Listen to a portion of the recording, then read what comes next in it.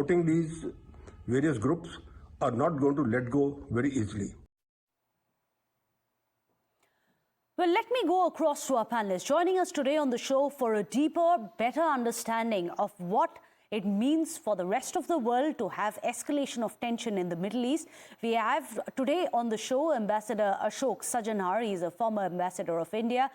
Colonel retired Miri Eisin is also joining us, a former international media advisor of the Israeli Prime Minister, as well as a senior fellow at the International Institute for Counter-Terrorism at the Reichman University. Colonel Miri, I'm going to come to you first because we are looking at the escalation of war at a point when Israel is literally fighting at 3 of its 5 fronts. After it started with Gaza, now Lebanon, and then you have Yemen.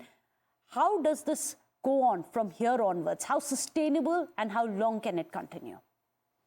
I'd really like for a moment just to reframe what you said. Israel didn't start anything. Israel is fighting against Hamas that attacked Israel viciously on October 7th. And since then, we've been fighting against them in the Gaza Strip. And Hezbollah, that same Hezbollah in Lebanon, initiated attacks against Israel from October 8th. What Israel has done in the last 2 weeks, Hezbollah has attacked us literally every single day from October 8th with rockets, with missiles, with anti-tank weaponry. And they were preparing, Hezbollah, to do a ground attack similar to what Hamas enacted and that we did not understand on October 7th. So when you ask what our next stage is, we're defending ourselves against these type of terror groups that have put together massive plans that are scary plans. And this is about the country Lebanon that within it are Hezbollah. For Israel to do now a ground operation is to try to make sure that the kind of October 7th attack that happened, it wasn't a hypothetical, that that kind of an attack would not happen on Israel's northern border. Mm-hmm. But Colonel, should we be worried? Should the world be worried? Because so far, Israel has been fighting the Iranian proxies, as they are called, the Houthis, the Hamas. However, what happens if you have now Iran joining in the war, which seems to be a big possibility right now? That would lead to a massive scale up in the escalation that we've already seen, not just fighting these armies of terrorists, as they are being called, these terrorist organizations and proxies of Iran. It would be quite different when you fight a country such as that of Iran.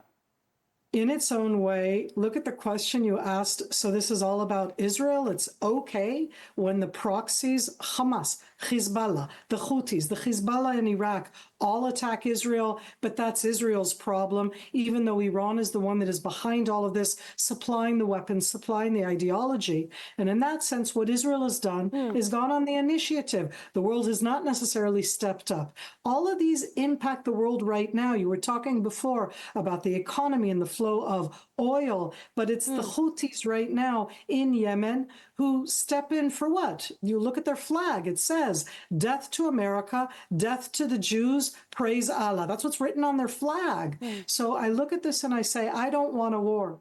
I did not ask for a war on October 7th. I did not ask for Hezbollah, who joined into this war on October 8th when we were still reeling in the middle of that first stage. But we have gone now on the offensive, and you're absolutely right. There is the Islamic regime of Iran, and I don't think that they should feel safe and that anybody should feel that there's a safe haven for the kind of terror armies that Iran has leashed out on the world.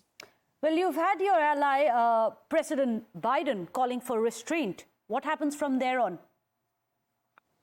We need to absolutely work with our allies. And in this sense, it's not just the United States and different European countries, Europe in general, and the very important relationship that Israel has with India. We're not in this alone. The Islamic regime and what it does threatens way beyond the Middle East. As you've said before, this could impact you in India.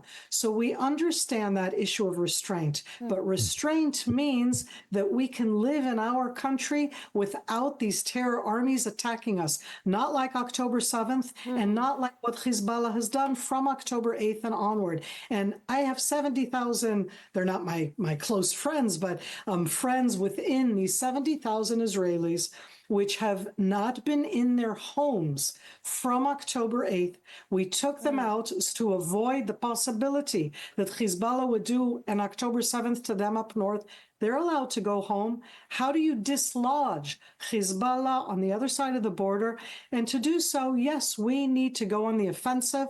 It is an escalation, and that doesn't mean that at the end we're trying to bring in more. I don't want a war at all. If somebody else can remove Hezbollah, I'm all for it.